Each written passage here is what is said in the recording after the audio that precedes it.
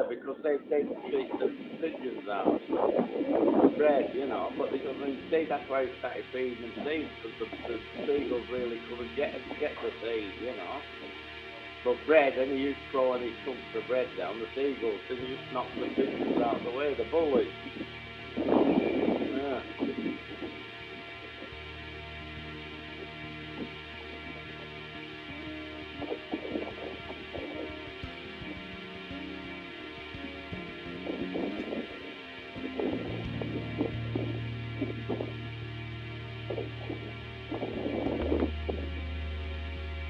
Bullies. Yeah.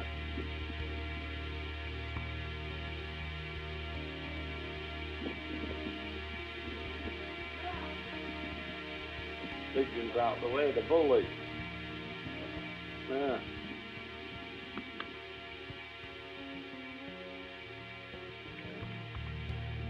I've got to go and feed the gentleman he used to say.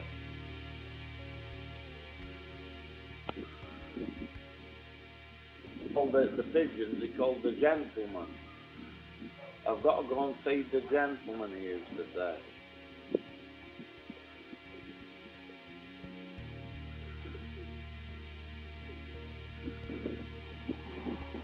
And at the back of his house he used to feed what he used to call the brown army, which was all the little sparrows and all that. He put fat balls out and things like that for them.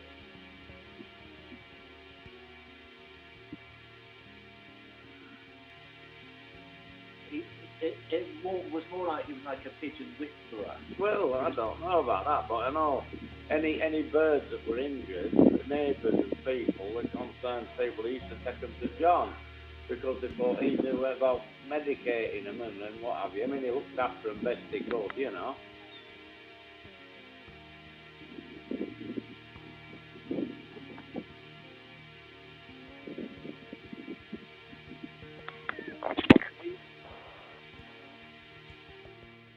We put some food down there. There isn't any food. It's gone. It's all gone. He was born in Yorkshire originally. It's oh God, what's that posh bit of Yorkshire that all the money is? Like Harrogate. Harrogate, yeah, that's where he was born. Yeah. These your bags.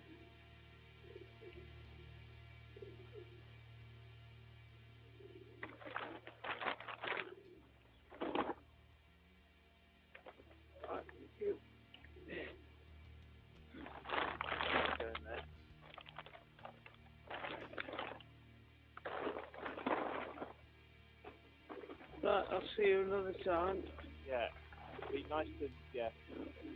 Thanks. Oh, wow, yeah, you can see the colour already. Do you want me to do your laces up?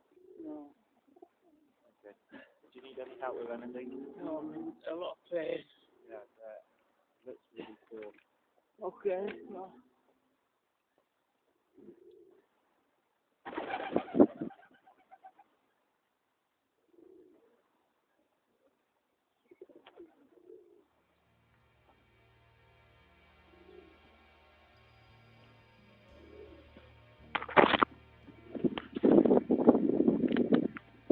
How old was he? How old was he when he died? John? Yeah. He was 74. Oh, right, alright.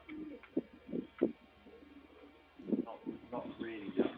Hard to tell how old. Well, I mean, he died of throat and liver cancer, and he never smoked or drank in his life. So, what do you make of that? It's awful, yeah. Yeah. And here's me abusing my body, coming in these places, drinking, smoking, going with mucky women, and he gets that, and That's it. it was the only pleasure he got was feeding the birds. He liked to feed them.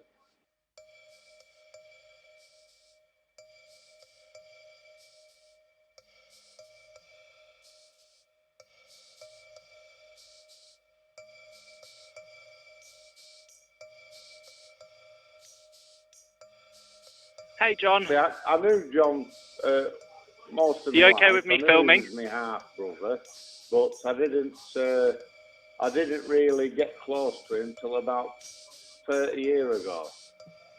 And we found, I'm not sure whether I should be saying this, we found out that my dad,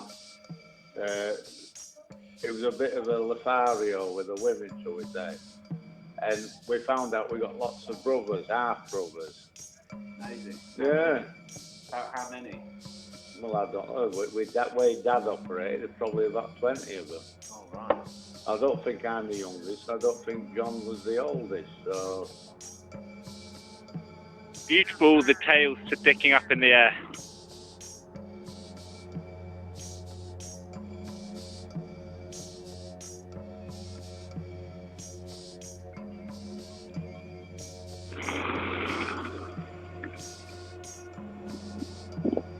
Did I?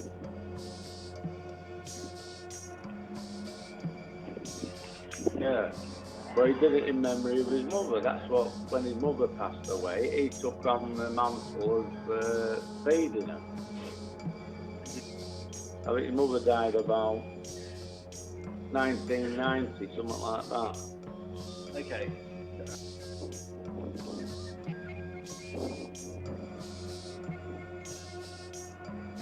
It had a lot of people taking interest in him. There was a woman that did it, and I don't know whether she made money out of it or anything, but apparently he ended up on TV. As the Birdman of Morecambe. Yeah. They were doing like, what do you call it? Neighbours from Hell sort of thing, and all this lot, you know. And a lot of them on Cavendish Road was, that would be alright if it wasn't for him feeding birds and stuff like that, you know.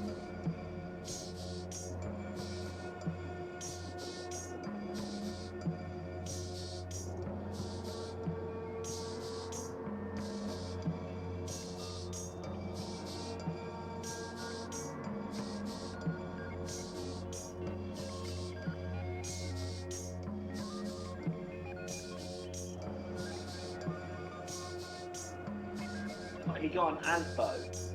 We got put in jail, yeah. Can you tell that story? Yeah, well, he got,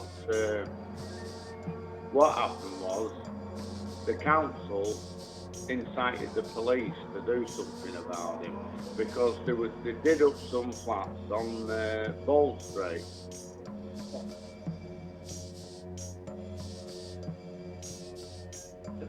Yeah, he got 6 weeks, but he only did 3. And he became a celebrity in Preston prison, because all the what do you call it, the criminal inmates, they came out, and when they'd seen it on the Granada report, the Birdman from Morecambe in prison, and they came out shouting, Birdman, Birdman, and all.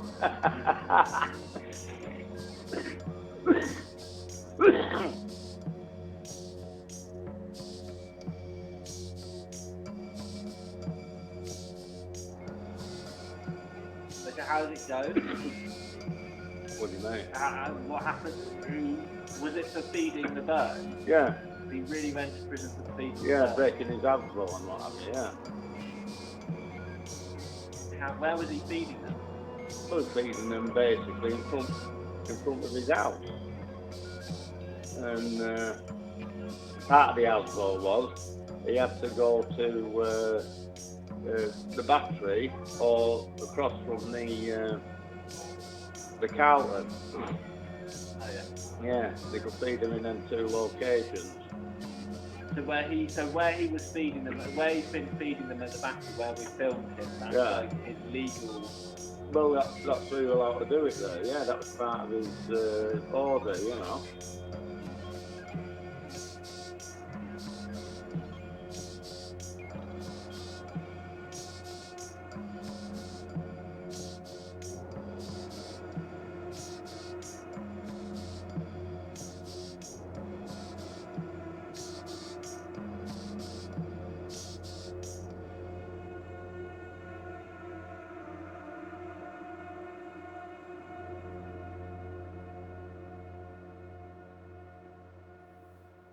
His mum actually met my father in the King's Arms. She'd come on holiday with a few girlfriends, and she met my dad in the King's Arms. And my dad went back there. They were living at Barnholdswick at the time, and my dad's had a job in the Rolls Royce factory there, and after they split up, Dad came back to Morecambe, and Joan, which was John's mother, she came back, and her family, they bought a guest house on Clarence Street. No, there's some famous people stopped at that guest house. They're like entertainers that was appearing at the Winter Gardens and things like that. And John and his grandmother, they used to give them like complimentary tickets to go and see a show and stuff like that, you know.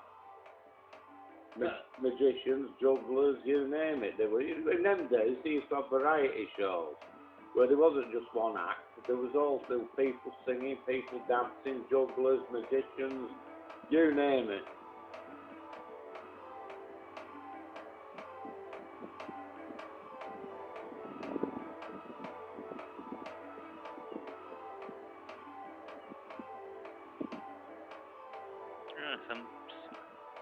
One seagull.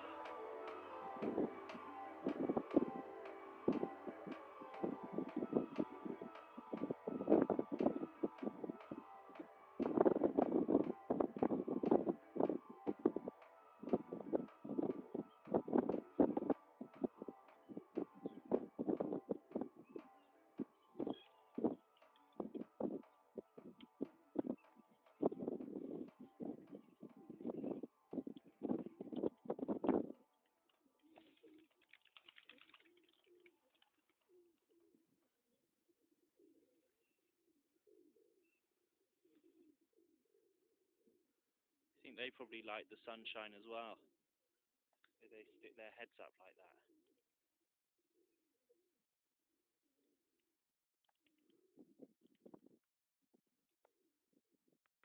Well, he used to push a thing before he got injured.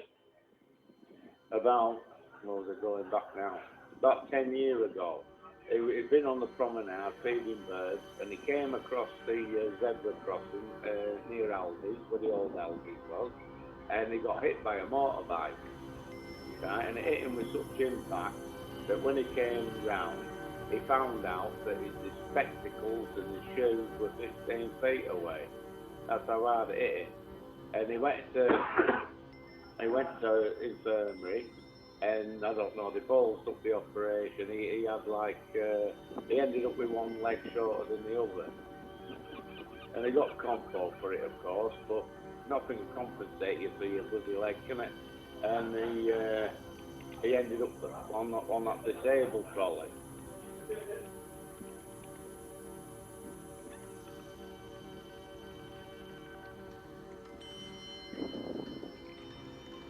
There was an artist, a local artist, she did a painting of him feeding the birds before his accident, when he used to have a shopping trolley, and he used to have bread, and she did an oil painting of him, which I think was hung in the Stories Institute, and the title of the painting was, "In Morecambe, everybody's got a job."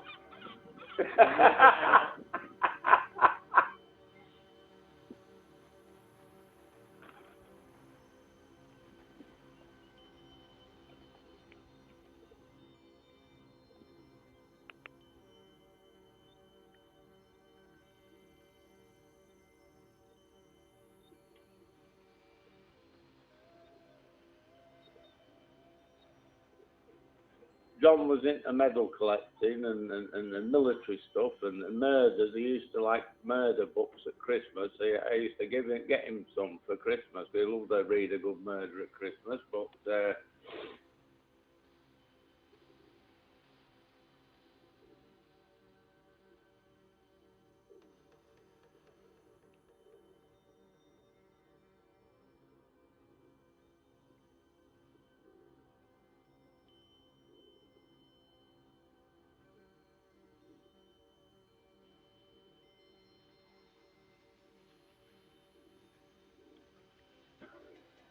he worked at a print. He worked at Lancels in Lancaster, and he worked at Lancels. They make plasticky things.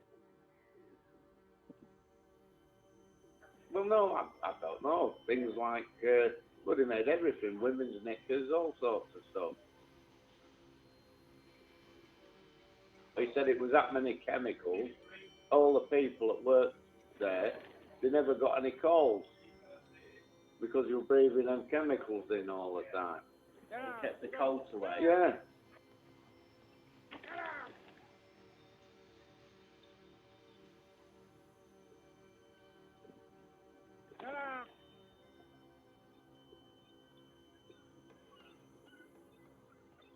Get out!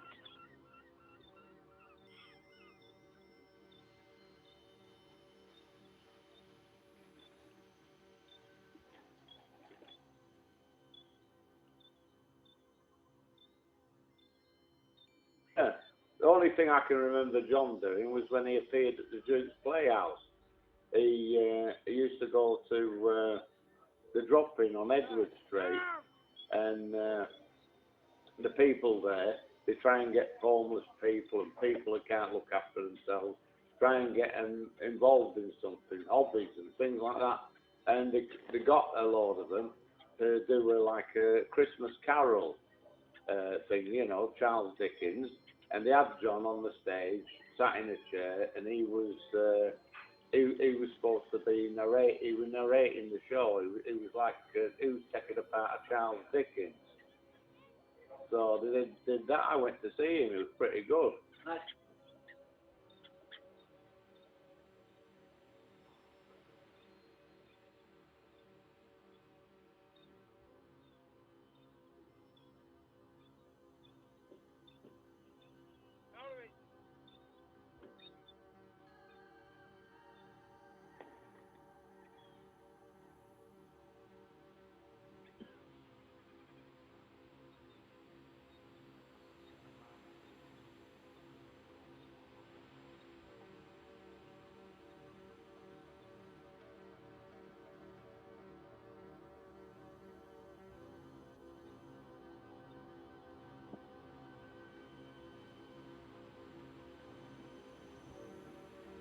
We talked about it. Another brother, Kevin Bennett, he got in touch with us. He's since died subsequently. Died about 6 years ago. And me and John went to the funeral. And that's what brought us together, really, because I got this letter from Kevin saying, "Oh, I'm your brother," and it was way described about. I'd known about it for years because John and his mother came to see me and my mother and told what kids my dad had all around the place, you know.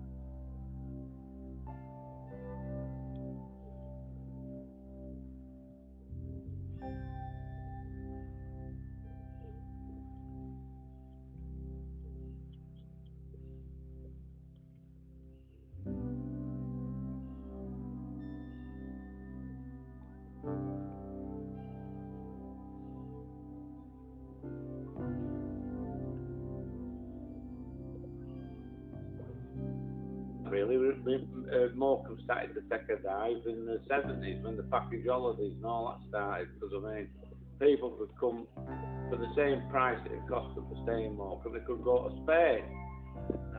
Yeah, and they get the kudos of an aeroplane flight there and back, and they get more or less guaranteed sunshine. So that's what killed Morecambe's tourist trade, really. But perhaps it's going to make a comeback with this Eden project, you know. Yeah. I think we may be heading for a new renaissance.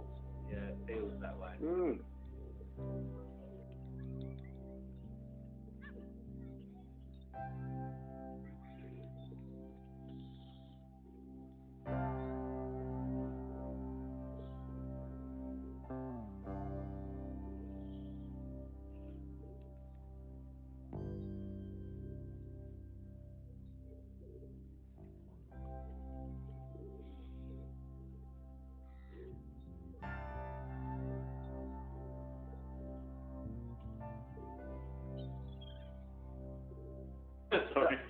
his passion.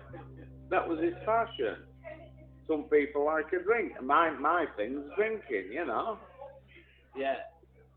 I mean, John used to say to me, Gil, you're drinking too much. Give up drinking. I said, well, look, I'll do your deal, John. You give up feeding the birds and I'll give up drinking. And he went quiet. And he was a highly intelligent man. Before Google, there was our John. If I wanted to know anything, dates of battles, dates of murders, family history, anything, he had like a photographic memory. It was like a walking, talking encyclopedia. Yeah. No, it was a good bloke to know that. That was his little foible, feeding the birds. Everyone has little things that they do.